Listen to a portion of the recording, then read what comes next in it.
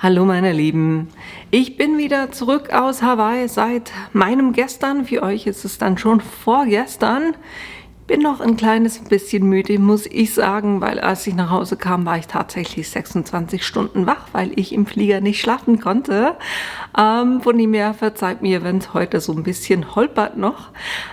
Ich werde euch heute, wie versprochen, ich weiß nicht, ob ihr Instagram verfolgt habt, ich hatte da ein paar Sachen gepostet während des Events, also dem Silhouette Summit, und hat euch da die Infos gegeben, aber ich wollte noch was im Detail machen und das ist eben das heutige Video, damit ihr da auch seht, was wir da alles zu sehen bekommen haben. Wenn ihr ein bisschen mehr zum Hintergrund wissen wollt, zum Silhouette Summit und wie wir das erlebt haben, da hat Miriam was organisiert. Und zwar ist es ein Summit Recap. Das wird nächsten Donnerstag um 20 Uhr stattfinden, wo Miriam, die Plottertante, die Andrea vom Kreativchalet und die Marcia vom Plotterherz, wir alle vier werden da zusammensitzen und das Ganze so ein bisschen Revue passieren lassen und euch auch noch ein paar Hintergrundinformationen geben, weil da doch die eine oder andere Frage kam. Meine Reise war deshalb ein bisschen länger, weil ich war ein bisschen früher da, als der Event stattfand. Das war ja nur 4 Tage, quasi ein Anreisetag und ein Abreisetag und dann 2 Tage, wo Sachen organisiert waren. Und zwar war das, einerseits hatten wir natürlich die Konferenz, wo uns all die Neuigkeiten präsentiert wurden in einer Show, und dann am Nachmittag hatten wir auch Zeit, uns die ganzen Sachen in einem Raum wirklich im Detail anzugucken und uns auch so ein bisschen auszutauschen, Fragen zu stellen. Das war wirklich super organisiert. Und ja, dann hatten wir am zweiten Tag, hatte ich da ein Zeitfenster von 30 Minuten, wo ich ein paar Sachen mit den Geräten aufnehmen konnte. Das ist das, was ich euch heute zeige. Und dann es waren sogar 5 Tage geguckt, weil am 3. Tag gab es dann auch noch einen großen Event, wo wir dann wohin gefahren sind, und da es eine wirklich schöne Show gab, wo man so ein bisschen die Gelegenheit hatte, auch sich mit anderen auszutauschen. Ich habe da tatsächlich auch ein paar von den YouTubern getroffen, die ich gerne verfolge. Das war wirklich super. Ja, und eben der 5. Tag war dann Abreisetag eigentlich, aber ich habe es noch ein bisschen verlängert, weil von der Schweiz aus waren das eben 24 Stunden Reise, das 2-mal, und das habe ich gesagt, das mache ich einfach nicht für nur die 5 Tage, und von dem her habe ich das Ganze auf 2 Wochen verlängert. Hat einen ganzen Batzen Geld gekostet, aber ich habe mir gesagt, weil ich bin seit 13 Jahren nicht mehr in Urlaub geflogen, das gönne ich mir jetzt. Von dem her habe ich mir da wirklich einen wunderschönen Urlaub auch noch gegönnt. Zu den Neuigkeiten von Silhouette. Ich muss sagen, ich war positiv überrascht, weil ich hatte meine Erwartungshaltung so ein bisschen tief gehalten, weil letztes Jahr wurden ja 3 neue Geräte gezeigt und ich dachte was können sie denn da schon wieder zeigen nach einem Jahr? Und wurde da eben positiv überrascht. Das seht ihr dann auch gleich nach dem Intro, was es da genau war. Und ich werde euch eben die Aufnahmen zeigen, die ich gemacht habe. Vom neuen Silhouette Studio kann ich euch da nichts von zeigen, aber da könnt ihr euch wirklich drauf freuen, weil da haben sie wirklich nochmal eine schöne Neuerung gemacht. Das Ganze ist intuitiver gestaltet, auch besser lesbar, finde ich. Es hat auch Hilfen mit dabei, wie zum Beispiel, dass die Liste, die ihr auf der rechten Seite habt, da nicht nur Icons sind, sondern da auch eine Bezeichnung drunter steht. Ihr habt die Möglichkeit, einen Anfängermodus zu wählen oder schon einen quasi Modus, wo ihr euch schon mit der Software auskennt, und im Anfängermodus werdet ihr eben noch mehr mit einem Workflow durch die ganzen Sachen durchgeführt, was auch super ist. Und ja, ihr werdet es dann sehen, dass wenn das rauskommt, da gibt es wirklich schöne Neuerungen. Was ich euch heute aber noch zeigen kann, ist tatsächlich das Silhouette Web. App, weil das war mein persönliches Highlight, weil ich da jetzt auch mit dem iPad und dem Plotter arbeiten kann. Nicht nur so, wie wir das hatten mit dem Silhouette Go, wo es eigentlich nur ein Ausführen war, sondern jetzt kann ich tatsächlich auch meine ganzen Dateien aufbereiten. Und darin tatsächlich auch zeichnen, die Ankerpunkte quasi verändern. Also wirklich ganz viele Möglichkeiten, aber das seht ihr dann am Ende des Videos. Wie gesagt, wenn ihr ein Recap haben möchtet vom Event, wie wir den erlebt haben, dann eben nächsten Donnerstag auf Miriams Kanal. Und da quatschen wir so ein bisschen über den Event. Nicht verpassen, Donnerstag 20 Uhr. Wir gehen jetzt aber rein in die Sachen, die ich filmen konnte, damit ich euch eben die ganzen Neuigkeiten auch zeigen kann. Mehr dazu gleich nach dem Intro.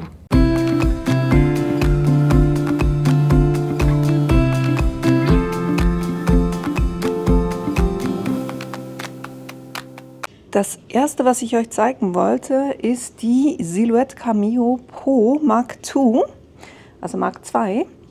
Das ist ein 24-Inch Plotter. Das heißt, ihr habt hier wirklich schön eine große Fläche, wo ihr plotten könnt. Mit der Matte ist es 24 x 24 Inch. Das heißt, in Schweizer Verhältnissen oder deutschen Verhältnissen sind das ca. 60 cm x 60 cm. Und das könnt ihr entweder mit dem Rollfeeder verwenden. Also steht jetzt hier schon auf dem Gestell, das werdet ihr dann später noch sehen. Aber wenn ihr die auf den Tisch stellt, dann habt ihr hier vorne einen Rollfeeder schon drin und ihr habt aber auch eine Erweiterung, damit ihr das Ganze dann mit Matte verwenden könnt und das stabil ist. Die maximale Länge, wenn ihr jetzt so hier mit einer Rolle arbeitet, die ist 60 cm natürlich in der Breite, aber von der maximalen Länge her sind es 5 Meter. Und was ich gemerkt habe, als die gezeigt wurde, dass das extrem leise ist. So, das Ganze startet hier. Ich bin jetzt mal leiser, damit ihr das hört. Das ist ungefähr der Geräuschpegel, den ihr kennt von der Silhouette Cameo 5. Und von der Geschwindigkeit her sind wir hier bei 133% mehr als bei der Cameo Pro. Und ihr seht, ihr habt auch hier ein Dual Carriage, das heißt, ihr habt 2 Slots, wo ihr was reinmachen könnt, Slot 1 und 2. Im Moment ist das Messer im Slot 1 drin und das ist eben am Schneiden. Was ihr hier auch seht, dass ihr von diesen Pinch-Rollern habt hier 1, 2, 3, 4, 5 Stück, was das Material festhält. Und die sind aber auch, also die kann man auch rausnehmen. Das heißt, wenn ich jetzt zum Beispiel hier diesen Hebel hier drüben für eine kleinere Rolle verwenden will oder ein kleineres Material verwenden will, dann kann ich die ganz einfach drücken und rausnehmen. Das funktioniert wunderbar. Und die wieder reinmachen. Und natürlich so kann ich die auch verschieben. Und eben wenn ich ein kleineres Material habe, dann kann ich zum Beispiel auch 2 von den Rollen rausnehmen und den Rest hier laufen lassen. Was eine wunderbare Sache ist. Und ihr seht es auch schon, der kommt in Schwarz und soweit ich weiß, ist es auch die einzige Farbe, aber der sieht schon sehr schick aus in der Farbe. Und eben zum Gestell kommen wir gleich noch. Dann auch der Umbau eben, wenn ihr von Rolle, also vom Rollhalter zur Erweiterung mit der für die Matte habt. Das kennt ihr auch schon so ein bisschen von der Cameo 5, dass ihr hier unten das so ein bisschen hochhebt. Da hat es aber auch keine Abdeckung drunter, sondern das könnt ihr einfach quasi drunter klicken, weil es unten eine Schiene hat und so hält es eigentlich auch schon fest. Ich zeige euch hier in Trockenübung auch kurz, wie diese Erweiterung aussieht, eben wenn ihr mit der Matte arbeitet, damit ihr da auch den Support habt, dass das hier drauf läuft. Und hier hinten seht ihr eben jeweils die Rinnen. Hier da wird es eben eingeklemmt und ohne dieses mittlere Element wäre das hier der Rollfeeder. Genau, da habt ihr wunderbar eben diese Stütze für das Material. Das ist einerseits, wenn ihr den eben auf dem Tisch verwendet. Und hier hinten seht ihr diese beiden Stäbe, die rauskommen. Das ist dann eben auch, um die Matte hinten festzuhalten, damit die nicht runterkippt. Und die kann man dann wunderbar einfach wieder reinklappen, wenn man die nicht braucht. Dann das Gestell habe ich euch, oder ihr habt schon ein bisschen gesehen, ne? Ihr habt hier 2 Behälter. Die sind auch antistatisch, das heißt, wenn zum Beispiel hier das Material aus der vorderen Matte oder dieser Auffangmechanismus rauskommt, damit es dann nicht statisch geladen in die Maschine reingeht, sind eben diese Behälter beide antistatisch, was wunderbar ist. Und so könnt ihr eben auch zum Beispiel, wenn ihr eine Rolle oder ein Material schon vorgeschnitten habt, was eine längere Länge hat und das dann nicht irgendwie am Boden liegt oder wenn es hinten rauskommt und ihr den automatischen Crosscutter verwendet, damit es dann hier nicht irgendwie am Boden liegt, dann habt ihr hier auch diesen Auffangbehälter. Das ganze Gestell läuft auf Rollen und die könnt ihr wunderbar auch dann quasi so befestigen, dass das ganze Gestell nicht verrutscht. Das ist eine wunderbare Sache. Kommt logischerweise auch in Schwarz und ihr könnt die Mark II, die könnt ihr festschrauben. Da kommen von unten quasi, kommen da vom Gestell Schrauben hoch. An 2 Stellen kann man das festschrauben, damit die Maschine da fest sitzt. Und was ihr auch habt, vielleicht seht ihr es hier unter der Rolle vom Material, habt ihr hier solche Stäbe und 2 Elemente, eins auf der Seite, aber auch eins auf der Seite. Und das könnt ihr quasi auch verstellen. Das heißt, wenn ihr eine schmalere Rolle habt, könnt ihr eben einerseits hier oben die Pinch-Rolle wegnehmen oder diese Klemmen wegnehmen. Plus ihr könnt dieses Element hier rüber machen, damit dann die kleinere Rolle auch an Ort und Stelle gehalten wird. Natürlich könnt ihr auf so ein Gestell auch einen anderen Plotter draufstellen, wenn ihr zum Beispiel den alten Pro habt oder auch eine Cameo, damit ihr da flexibel seid und euren Plotter an eine andere Stelle machen könnt. Aber naja, sieht halt schon sehr cool aus zusammen mit der Mark II. Was ihr hier jetzt gerade nicht seht, ist die Sensoren, also für das, wenn ihr was drucken und dann schneiden wollt für die Passmarken, die wurden auch verbessert, also so wie das auch bei der Cameo 5 der Fall ist. Und wenn wir hinten dran gehen, dann habt ihr hier einen Crosscutter und der ist einerseits der automatisch, aber ihr könnt es auch manuell machen, so dass ihr die Rolle hinten wunderbar gerade abschneiden könnt, weil ihr müsst ja dann, damit ihr es vorne wieder reinmachen könnt, muss das ja wirklich schön gerade abgeschnitten sein und das könnt ihr eben mit diesem Crosscutter. Was hier auch möglich ist, ihr seht, der blinkt jetzt, weil das, was wir gerade ausgeplottet haben, das ist fertig und ich könnte jetzt hier ganz einfach, wenn ich hier drauf 3 Sekunden drauf drücke, dann würde der das Ganze nochmal wiederholen. So. Das war jetzt die 3 Sekunden, wo ich da drauf gedrückt habe und jetzt plottet er das ganz einfach nochmal aus. Was er natürlich auch hat, dasselbe wie bei der Cameo 5, ist, wenn ihr hier drauf drückt, ist das quasi wie ein Emergency Stop, das heißt, der hält dann sofort an. Dann kommen wir zum zweiten Element, was ich eben so cool fand, das ist die Clocher und die kommt in 3 verschiedenen Farben. Wir haben hier, Moment, ich muss kurz spicken, wie die Farben heißen. Eins ist Milky White, das ist die erste.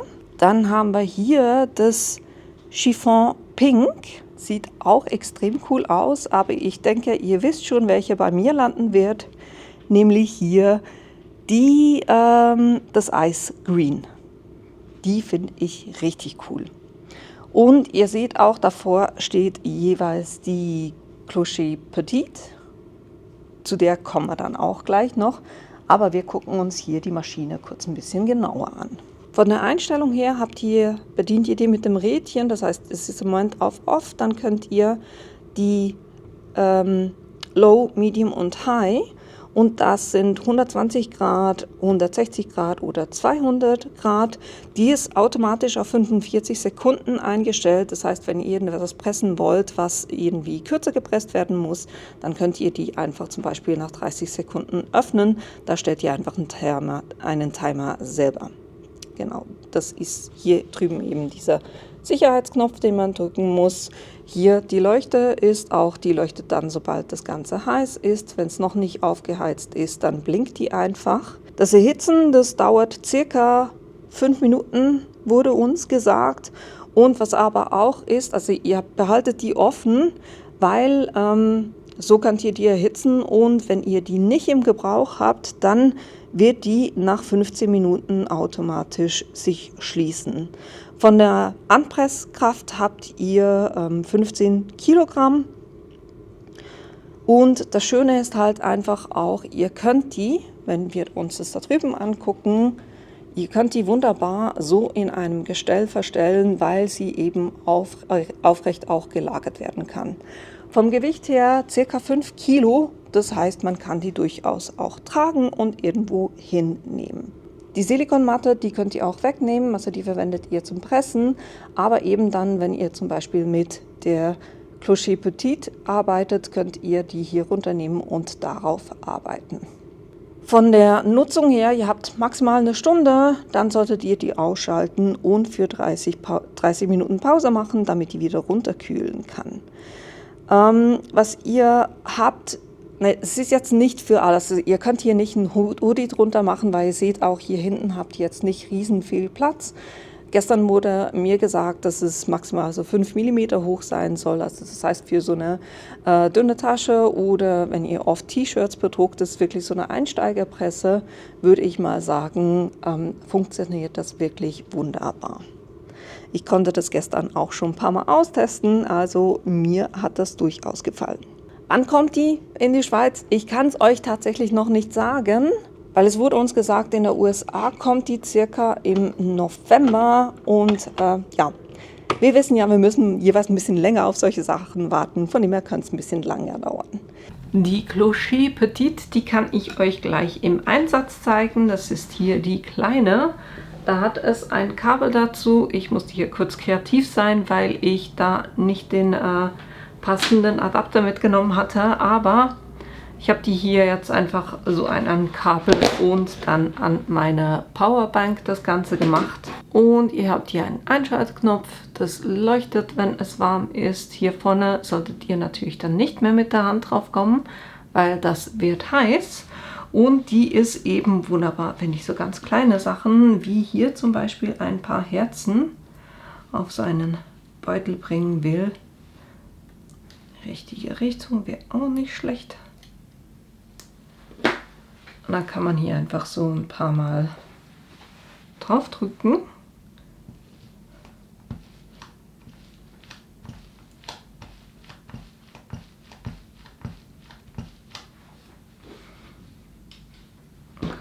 Gucken, ob das hält. Das hält schon wunderbar, wird auch ordentlich warm. Und das habe ich jetzt nicht mehr abgedeckt. Von dem her brauche ich hier ein Backtrennpapier. Kann ich das nämlich dann einfach abdecken, wenn ich die weiteren Herzen drauf bringe. Ich habe hier eine ordentliche Anzahl und mache die einfach mal so ein bisschen verteilt hier in die Ecke. Hier komme ich jetzt nicht in die Nähe vom bisherigen, von dem her kann ich das einfach hier kurz so drauf bringen. Geht wirklich auch super schnell. Na, so, dann nehmen wir noch mal ein kleines.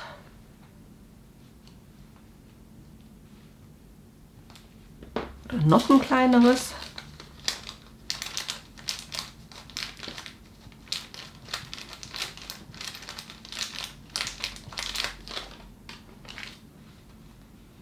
Hält schon wunderbar.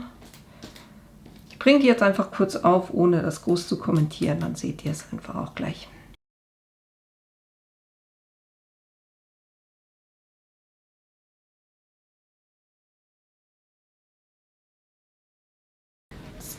Und ich habe die Herzchen schon draufgebracht. Ne? Für sowas Kleines funktioniert das wunderbar.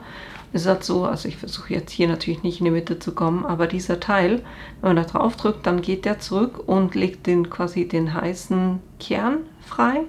Und so könnt ihr eben was pressen, das nur, na, wenn ihr wirklich nur diese kleine Größe braucht oder wenn sich irgendwo was gelöst hat, um das einfach kurz zu korrigieren, hat man das wunderbar schnell gemacht mit dieser Clocher Petite.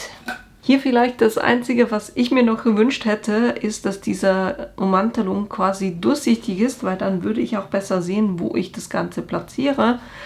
Es funktioniert, aber das wäre noch besser gewesen, wenn ich da eben durchsehen würde. Aber das war das, was ich euch zur Clocher Petite zeigen wollte, die wirklich super handlich ist. Ne? Hier, dieses kleine Teil.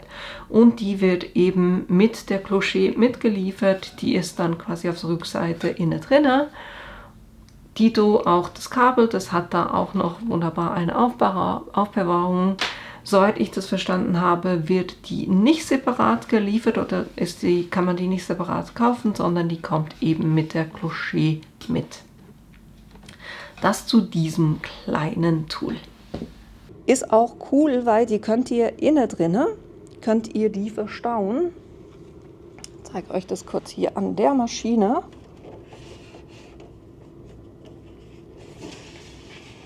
Hier hinten habt ihr einen Slot, wo die rein kann und die wird tatsächlich mitgeliefert mit der Clocher. Die sind, soweit ich weiß, nicht einzeln erhältlich. Was ihr hier auf der Seite seht, es hat noch zwei neue Modelle von der Cameo 5. Eines ist das Zebra Carnico. Ich weiß nicht, ob ich es richtig ausspreche. Und das zweite hat so ein Holzfurnier quasi, sieht es aus. Die heißen Natural Oak und die Bianca Carrara, die kennt ihr ja schon, die haben wir schon. Das sind allerdings nicht nur die Abdeckungen, sondern das sind da tatsächlich die ganzen Maschinen, die ihr so kauft. Genau, das sind die neuen Editions. Dann kommen wir noch zu den Tools, die es neu gibt. Ihr kennt, zwei davon kennt ihr schon. Jetzt muss ich kurz gucken, welche das sind. Das sind die beiden, nämlich die feine und die weniger, also die etwas dickere von den Hitze-Tools. Und jetzt haben wir eben eine Spitze, die wirklich super fein ist. Und nur um euch hier ein Beispiel zu zeigen, wie das aussieht. Na, das wird schon richtig schön filigran. Ist gerade so für solche Sachen super.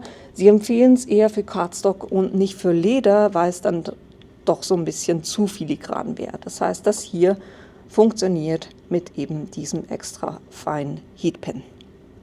Oder superfein heißt er, genau.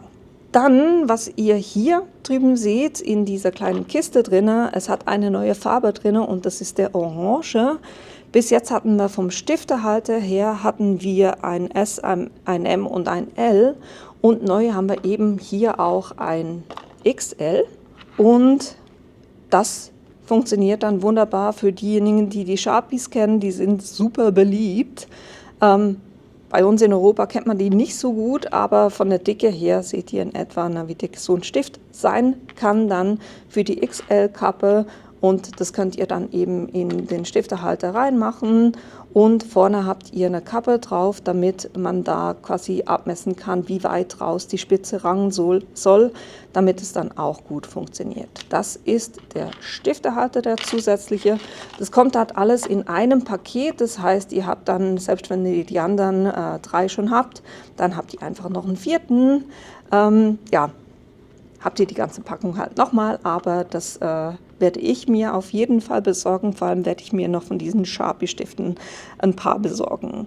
Das war das zweite neue Tool. Dann haben wir hier noch die Power Engraver. Da hatten wir bisher eine, die 2,5 mm war und neu haben wir jetzt hier auch eins mm. Und was es an Tools auch noch neu gibt, ist hier das Leather Carving Knife. Und damit könnt ihr hier solche coole Sachen machen.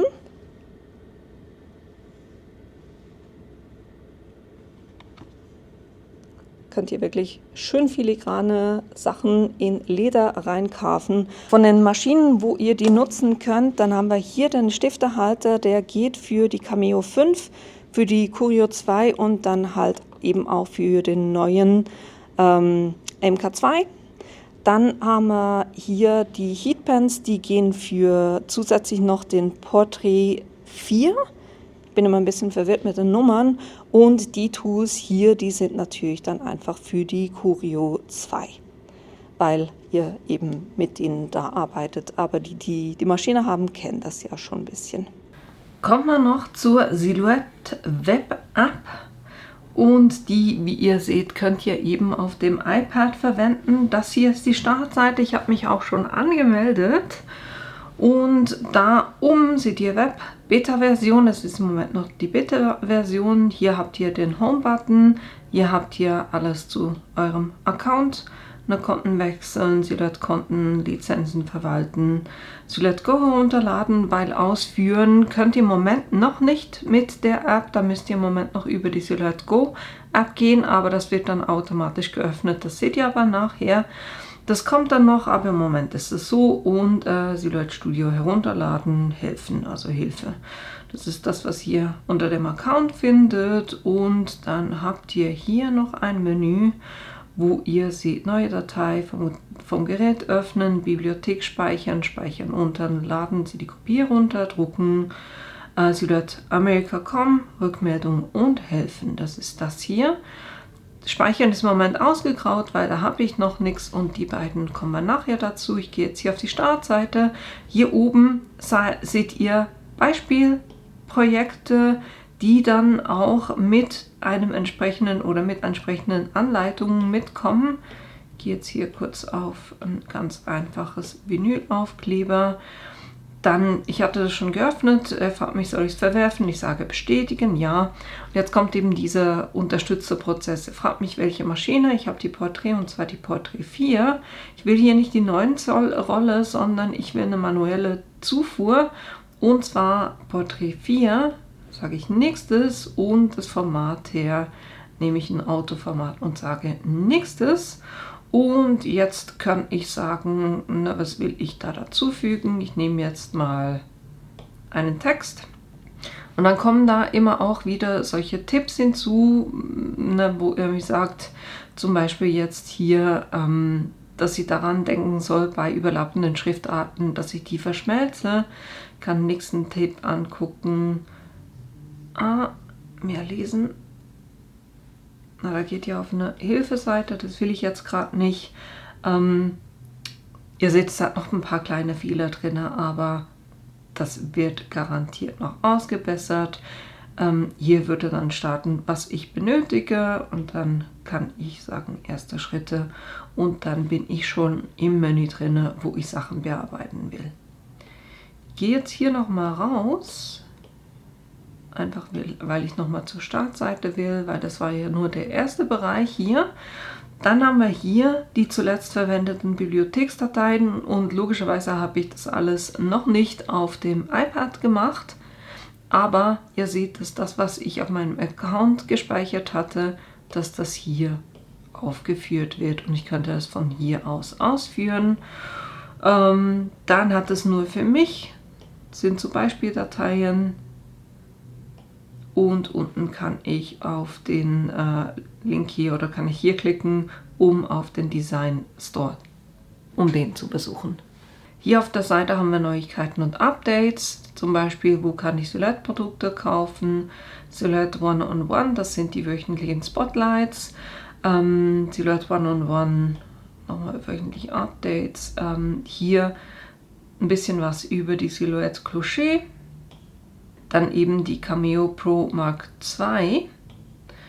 Ja, hier habt ihr einfach so Updates zu den Produkten. Ich würde sagen, ich nehme jetzt einfach was ich schon mal gemacht hatte. Nehmen wir das hier. nicht gespeichert, kann ich bestätigen. So, jetzt habe ich das auf meiner Matte drauf. Jetzt wird mir allerdings die große Matte angezeigt. Kann ich noch Seiteneinrichtung kann hier ändern. Ne, es ist die Portrait 4. Die Matte Portrait 4. Dann sehe ich, dass das Ganze verkleinern muss. Und Medien mache ich auch Auto.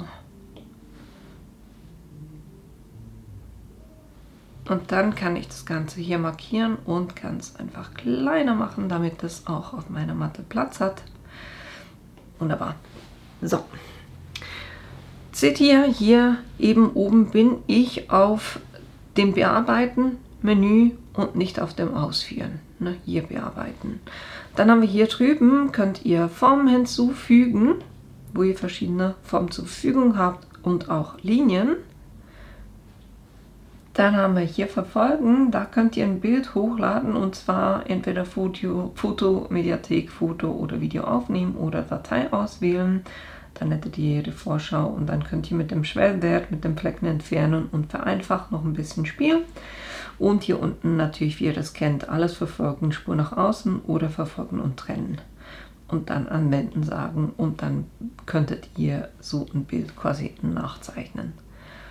Transformieren, Transformationswerkzeuge, Werkzeuge replizieren. Da haben wir zuerst die Transformationswerkzeuge oder transformieren Werkzeuge, die Ausrichtungen, die wir kennen, horizontal spiegeln, vertikal spiegeln, horizontal verteilen, vertikal verteilen. Schubs ist quasi ein bisschen nach rechts, ein bisschen nach links, oben und unten. Und dann skalieren von 33 bis 300%. Und Werkzeuge replizieren, das ist, wenn ihr ein Element habt und dann die ganze Seite damit ausfüllen wollt. Ihr könnt spiegeln nach links, spiegeln nach rechts, hoch oder runter. Das sind die Transformieren-Werkzeuge. Dann beim Text selber ist jetzt hier so, dass ihr bei der Vorschau nicht seht, wie der Text aussehen wird. Ich nehme jetzt hier kurz eins und mache einfach kurz ein Beispiel.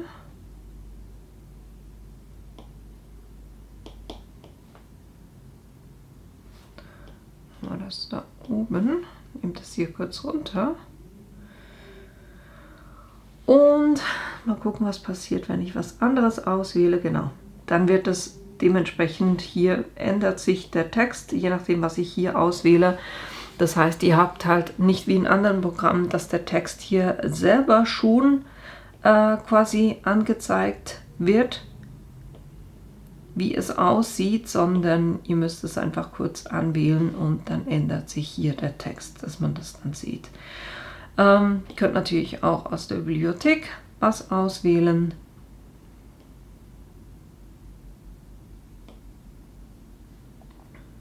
Und wundert euch nicht über die Übersetzung, weil das ein quasi Chrome-Browser ist, habe ich gesagt, er soll es mir übersetzen auf Deutsch, damit ich euch das besser zeigen kann. Aber da wird natürlich dann alles übersetzt. Das heißt, es ist nicht Silhouette, die da sagen, das heißt so und so, sondern es ist ganz einfach die Übersetzung von eurem Chrome-Browser. Deshalb kann es sein, dass es teilweise ein bisschen komisch klingt, weil es halt einfach auf Deutsch übersetzt wurde vom Chrome-Browser. Genau. Das zum Text. Dann haben wir vielleicht hier unten auch noch zum Text, ne? Ihr habt dick, kursiv oder unterstrichen, ihr habt die Größe und wie die Ausrichtung sein soll, das ist das, was ihr hier findet. Dann drucken und schneiden, wo ihr sagen könnt, ihr wollt die Passmarken aktivieren, weil im Moment habe ich die ja nicht. Und dann kann ich hier sagen, Passmarken aktivieren und dann werden mir hier die Passmarken angezeigt. Und da könnte ich dann sagen, eben Länge, Dicke, einen Satz, sondern dann könnte ich hier drucken gehen. Will ich aber nicht. Dann haben wir ändern und da müssten wir natürlich mehrere auswählen, aber da könnt ihr eben verschmeißen, alles abziehen, das Teilen, subtrahieren, schneiden und Ernte. Ah, Gottchen, ich glaube, ich werde das für mich dann doch auf Englisch umstellen, weil ja, die deutschen Übersetzungen teilweise echt nicht zu viel Sinn machen. Zusammengesetzte Pfad erstellen, zusammengesetzte Pfad freigeben und Gliederung abtrennen. Dann Versatz, habt ihr auch die Möglichkeit nach außen und nach innen, die Distanz vom Versatz, den Ecktyp und dann anwenden sagen. Skizzieren, wenn ihr etwas ausfüllen wollt, wo ihr zum Beispiel mit einem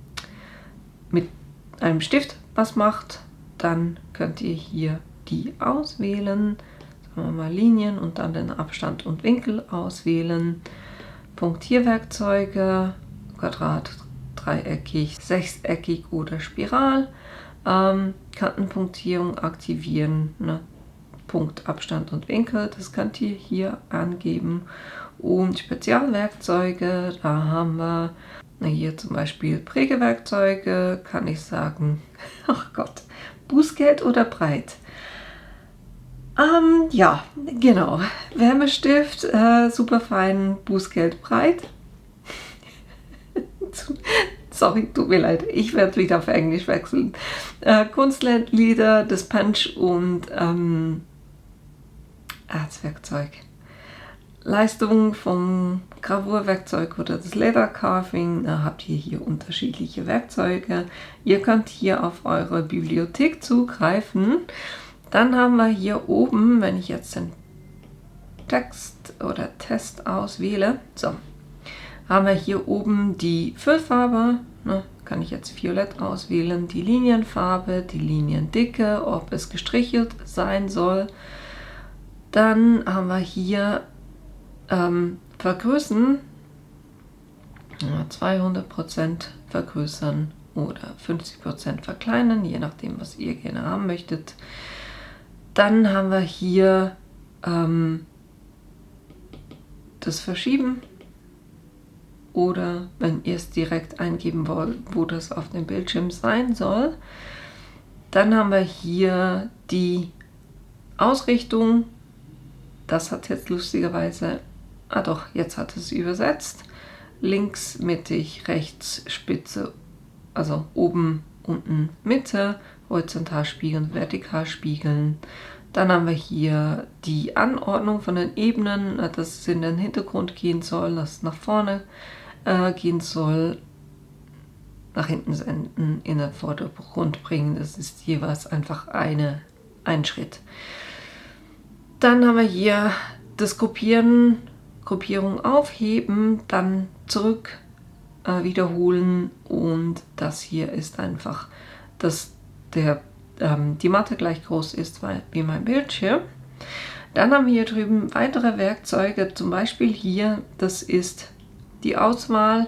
Ich könnte jetzt aber auch, wenn ich etwas ausgewählt habe, genau, der Text war noch als Text, aber wenn ich das Element hier oben nehme, kann ich euch hier zeigen, dann habt ihr die Ankerpunkte, die ihr verändern könnt. Ihr habt, wenn ihr Text habt, gehen wir wieder zum Text zurück. Das ist ein neues Textfeld machen. Dann haben wir hier Linien, die gerade Linie.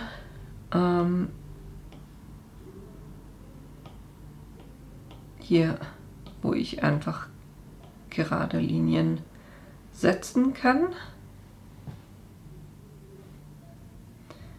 Und dann noch quasi die gewählte Linie. Das ist die hier.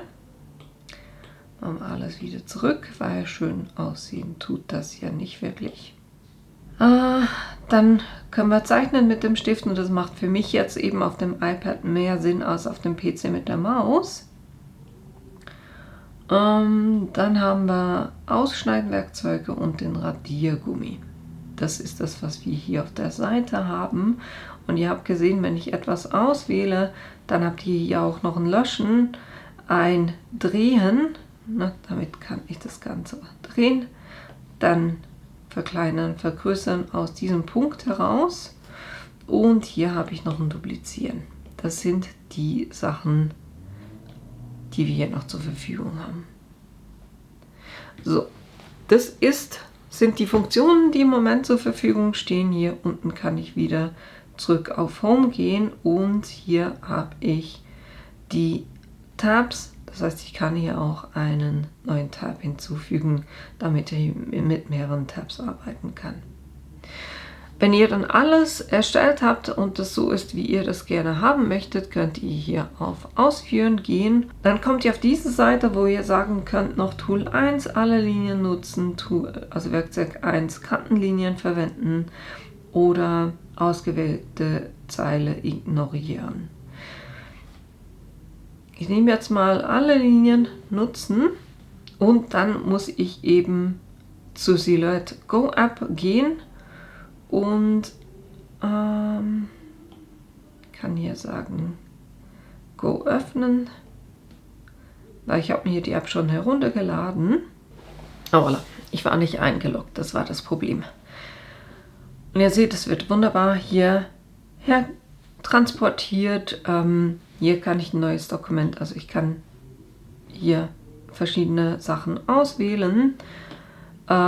Ich kann neues Dokument öffnen, das Ganze speichern, wieder zurück vorgängig. Ich kann von der Kamera etwas reinholen. Oder ich kann eine Kopie auf das Gerät herunterladen. Hier unten, je nachdem, was ihr ausgewählt habt, wird es angezeigt. Das heißt, ihr könnt hier noch weiter das Ganze bearbeiten. Will ich nicht, weil ich habe es ja bearbeitet und kann jetzt einfach mal, respektive ich mache das kurz noch ein bisschen kleiner, sage senden. Dann wähle ich hier ganz einfach ein Wärmeübertragung.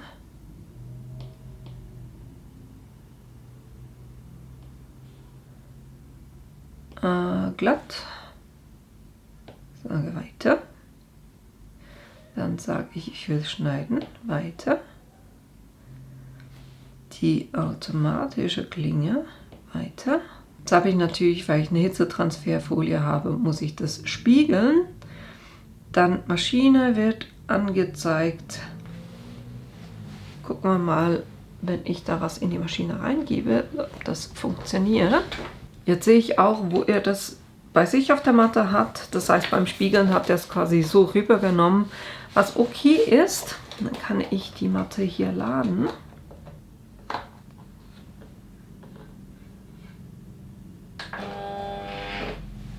Hier alle Linien verwenden, sage weiter.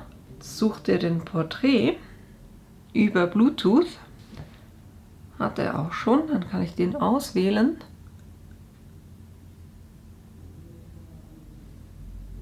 Jetzt will er noch die Firmware aktualisieren. Ich lasse den kurz laufen und hole euch gleich zurück. Es dauert circa 4 Minuten, aber ich hole euch einfach zurück, wenn er durch ist.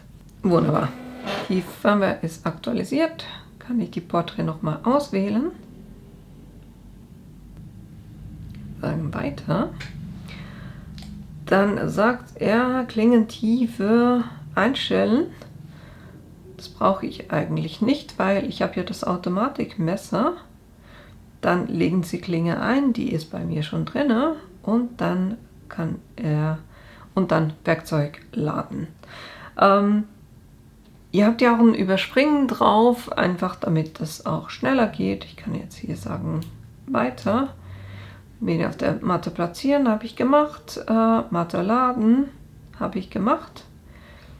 Jetzt herstellen. Drücken Sie auf Senden, das mache ich. Und ihr seht, das hat es wunderbar auch übergeben.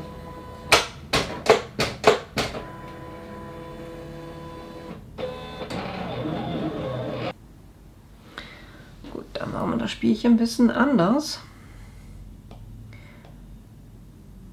Heute will er einfach nicht so, wie ich gerne möchte. Aber für diejenigen, die mich kennen, wissen, ich finde immer eine Lösung. Ich habe jetzt einfach das ganze Motiv runtergeschoben. Versuchen wir es nochmal. So, nicht gespiegelt, das andere ist alles gut. Sagen weiter. Oder, Moment. Mediengröße könnte es daran liegen.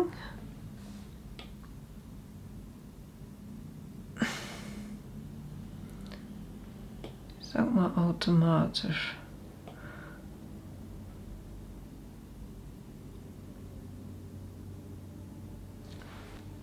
Eigentlich müsste er jetzt im zweiten Feld anfangen. Wenn er weiter oben anfängt, bin ich jetzt trotzdem auf der sicheren Seite. Ich muss heute ein bisschen testen. Das hatte ich so tatsächlich noch nicht. So. Jetzt sagt er immer noch Brief. Was soll denn das?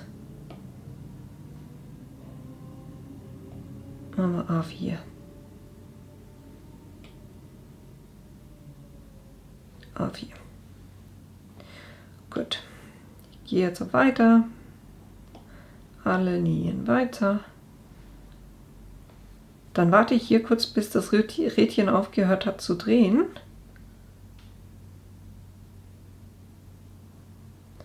Genau, dann wähle ich den aus, sage Weiter und jetzt eben überspringen. Ich habe alles geladen, wunderbar, und sage Senden. So, gucken wir mal, was er macht.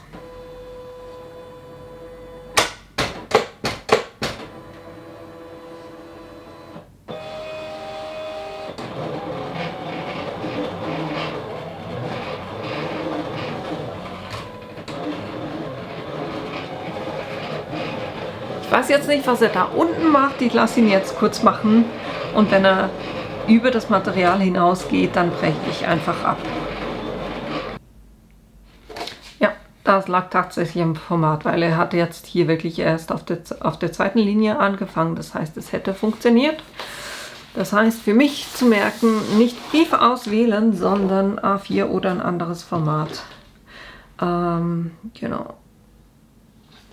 Kann ich hier noch kurz die Resten ringsherum abschneiden.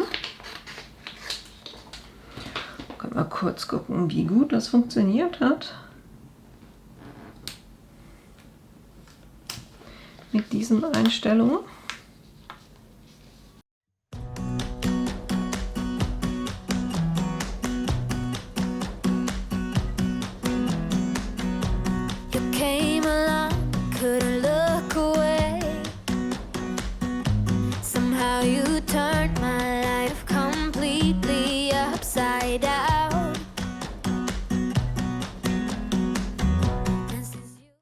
Und dann haben wir das hier wunderbar auch schon entgittert. Ihr seht also, man kann wirklich wunderbar über die App das Ganze ausführen und eben ihr könnt die Sprache einstellen. Und ich hoffe, ihr verzeiht mir, wenn ich tatsächlich wieder auf die andere Sprache zurückgehe. Mal kurz gucken, wie ich das machen kann. Ich glaube, ich öffne im Chrome-Browser kurz einen neuen Tab, gebe hier die URL nochmal ein, sage Senden. Genau, jetzt fragt er Englisch-Deutsch. Und ja, ich bleibe bei Englisch, weil die Übersetzung wirklich nicht schön ist. Genau. Aber eben, das hat nichts mit Silhouette zu tun, sondern das ist ganz einfach der Chrome-Browser, der das quasi festlegt. Und ich würde sagen, so machen dann die Befehle auch ein bisschen mehr Sinn, weil die Übersetzung von Google war wirklich, ja, nicht so ganz sinnhaft. Jo, das war das, was ich euch auch noch zeigen wollte, eben hier die Silhouette Go App, oder nee, die Silhouette Web App, die dann zusammen mit dem Silhouette Go, wo ihr dann quasi den Plotter ansteuern könnt. Und das war auch schon alles, was ich euch heute zeigen wollte, nämlich eben die Produkte, die neu gelauncht wurden an der am Silhouette Summit wurde gelauncht, die da gezeigt wurden, dass sie dann gelauncht werden, dass ihr diesmal so ein bisschen in Detail seht anhand von den Aufnahmen, die ich gemacht habe.